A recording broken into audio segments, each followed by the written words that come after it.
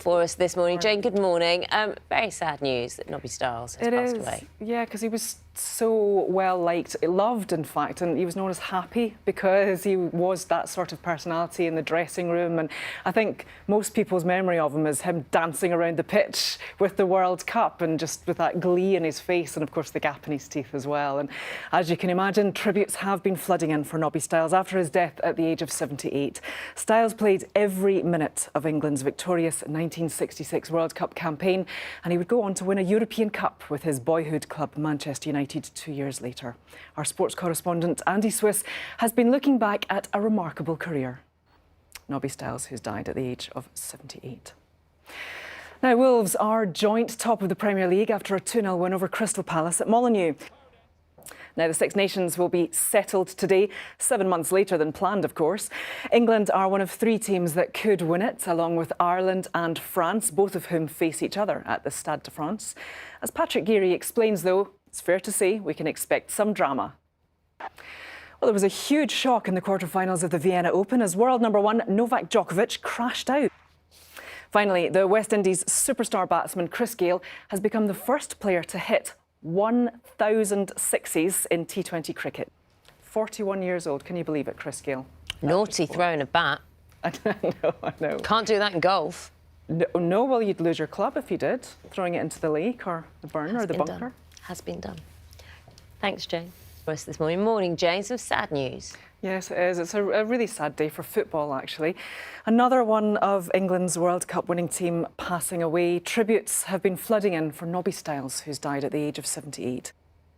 Well, on the pitch, Wolves have continued their impressive start to the Premier League season, moving joint top after a 2-0 win over Crystal Palace at The men's Six Nations will be decided later today, 7 months later than originally scheduled, with England, Ireland and France all still in with a chance of winning the title on the final day.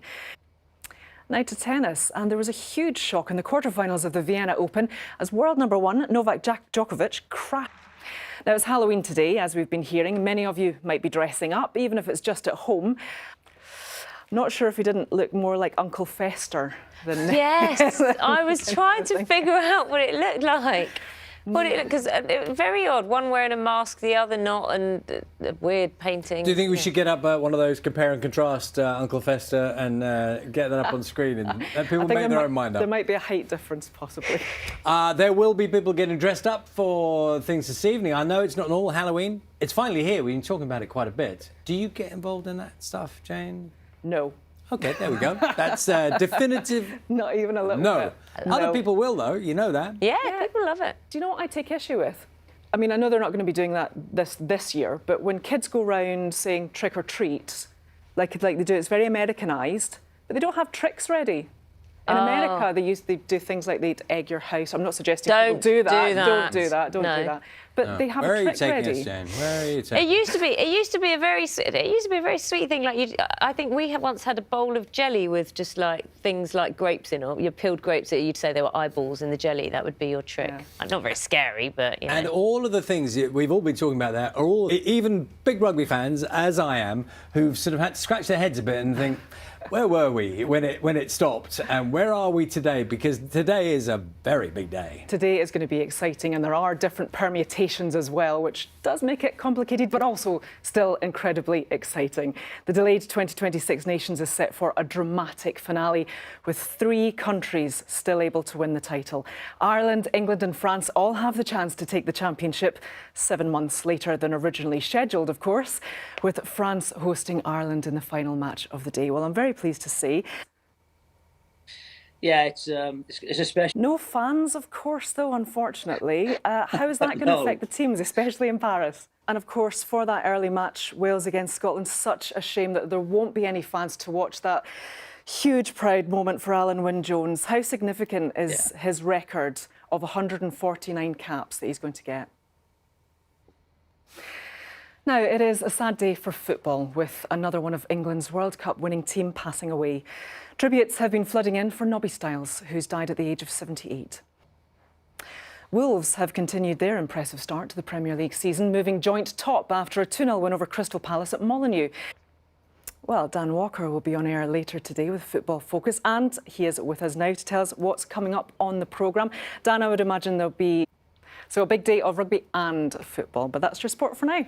Good to have a busy day. Thanks, Jane. And World Cup winners, England World Cup winners, always have a special place in everyone's hearts, don't they? And today's sad news about a loss from that team. It has been sad news, but it's also been a chance to look back at some really lovely memories, because the tributes have been pouring in for England's World Cup winning midfielder Nobby Stiles, whose death was announced yesterday. He will perhaps be best remembered for at the end of the 1966 final at Wembley, but he remains one of only 3 Englishmen to have won the World Cup, the European Cup and the English League title. Well, we can speak to 2. Now, the men's Six Nations will be decided today, 7 months later than originally scheduled, with England, Ireland and France all still in with a chance of winning the title on the final day. Incredible career from Alan Wynne-Jones, and his 149th cap today in Wales as well. Really special moment for him. Great, Jane, thank you very much.